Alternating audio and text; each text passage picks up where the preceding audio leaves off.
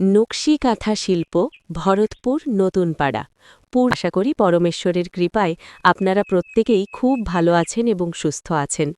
আজ আমি আপনাদের আমাদের এই প্রিয় চ্যানেল নকশি কাঁথা শিল্প ভরতপুর নতুন পাড়াতে এক বিশেষ কাজে আমন্ত্রণ জানাচ্ছি।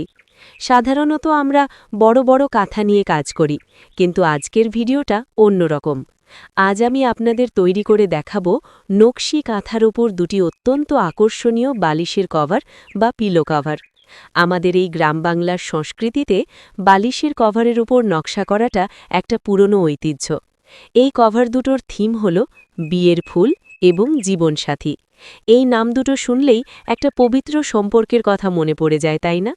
নকশি কাঁথার ওপর এই ফুলগুলো ফুটিয়ে তুললে যে কতটা রাজকীয় দেখায় তা আজ আপনারা নিজের চোখেই দেখতে পাবেন।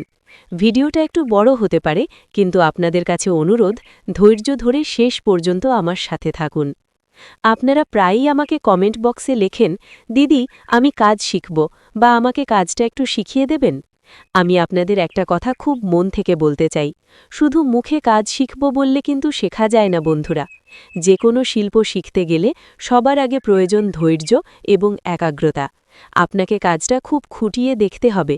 আমি এই যে মেশিনটা চালাচ্ছি, আমার হাতটা কোন দিকে ঘুরছে, সুতোর টানটা কেমন আছে, এগুলো মন দিয়ে লক্ষ্য করুন।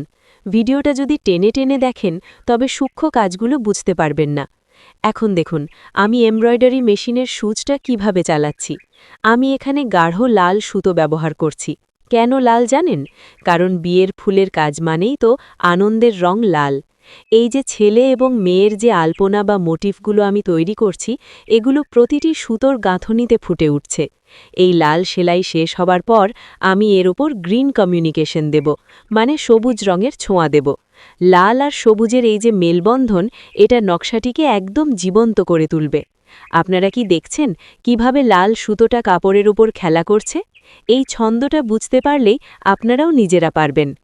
অনেক বন্ধু আমাকে পরামর্শ দিয়েছেন যে দিদি ভিডিওতে এআই ব্যবহার করুন, তাতে ভিডিওর কোয়ালিটি বাড়বে বা কাজটা খুব তাড়াতাড়ি বড় করে দেখানো যাবে। কিন্তু আমি আপনাদের স্পষ্টভাবে বলতে চাই, আমি এই ভিডিওতে কোনো এআই বা অ্যানিমেশন ব্যবহার করছি না। কেন করছি না? কারণ এআই ব্যবহার করলে অরিজিনাল কাজের যে হাতের ছোঁয়া, সেই মাধুর্যটাই হারিয়ে যায়। আমি আপনাদের কোনো ধোঁকা দিতে চাই না। আমি চাই আপনাদের একদম অরিজিনাল জেনুইন কাজটা দেখাতে। এতে হয়তো ভিডিওটা একটু ধীরগতির মনে হতে পারে, কিন্তু এটাই শেখার সঠিক উপায়। আপনারা যদি আমার এই পরিশ্রম এবং অরিজিনাল কাজকে ভালোবাসেন, তবে প্লিজ আমাদের এই নকশি কাঁথা শিল্প চ্যানেলটি এখনই সাবস্ক্রাইব করে দিন। আর ভিডিওটা যদি ভালো লাগে তবে একটা লাইক দিতে ভুলবেন না। আপনাদের একটা লাইক আমাকে নতুন নতুন ভিডিও বানাতে অনেক শক্তি দেয়। মনে রাখবেন, আমাদের এই ভরতপুর নতুন পাড়ার শিল্পকে আমাদেরই বাঁচিয়ে রাখতে হবে।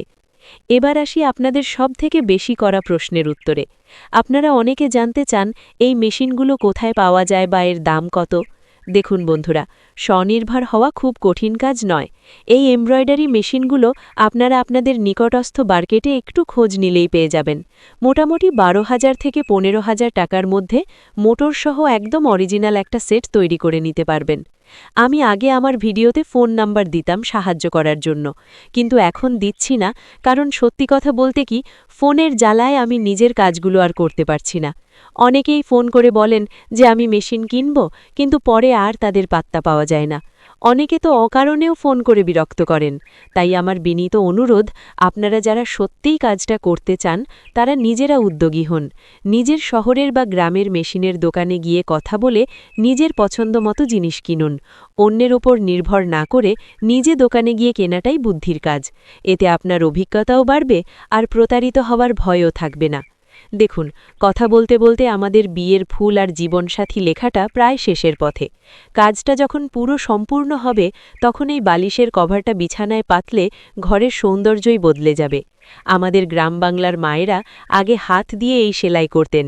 এখন প্রযুক্তির সাহায্যে আমরা একটু দ্রুত করছি ঠিকই, কিন্তু ভালোবাসাটা আগের মতোই আছে। আপনারা বাড়িতে প্র্যাকটিস করুন। প্রথমবার হয়তো নিখুঁত হবে না, কিন্তু হার মানবেন না। চেষ্টা করতে করতেই একদিন আপনারা আমার চেয়েও ভালো কাজ করবেন, আমি বিশ্বাস করি।